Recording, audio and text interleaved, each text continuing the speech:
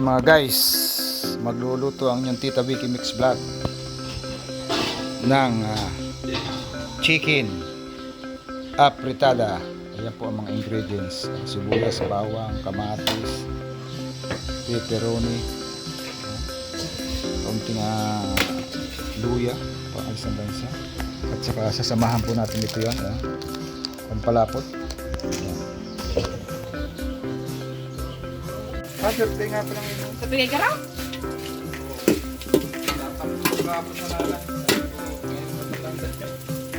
Mamaya na lang, magdalalo yan na rito.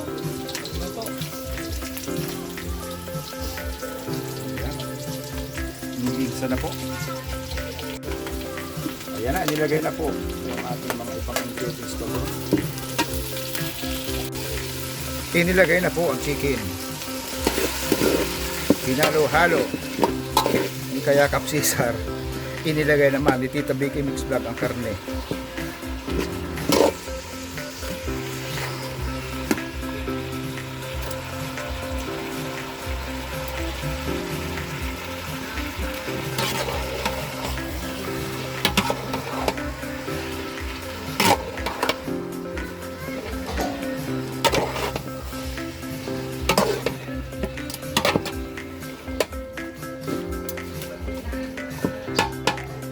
At pagkatapos po ay atin tatakpan, siyempre para madaling maluto.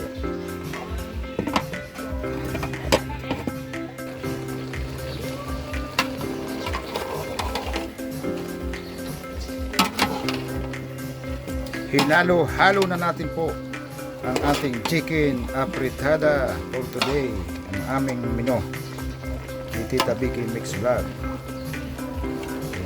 Takpan mo muli natin hanggang sa lumambot siya.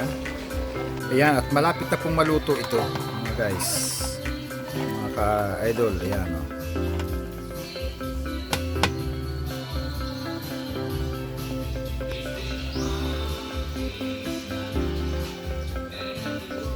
Ayan, oh, yummy.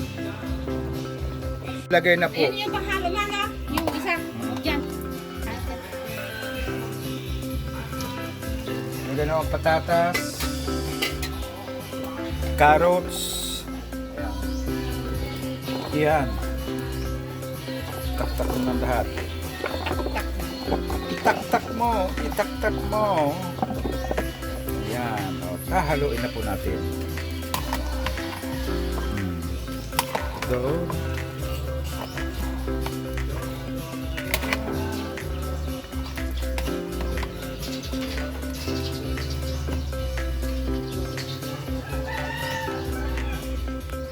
At pakukuloyin lang natin at palalambutin yan, at ilalagyan na natin ng mga sunod-sunod ng mga ingredients pa.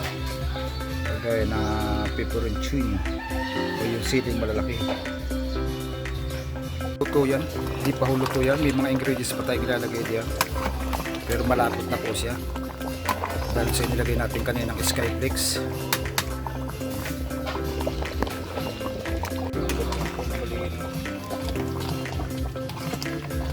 Ayan, hinalo-halo na, natudurog na ata yung karne.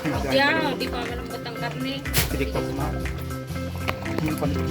Inilagay na po yung bell pepper, ano?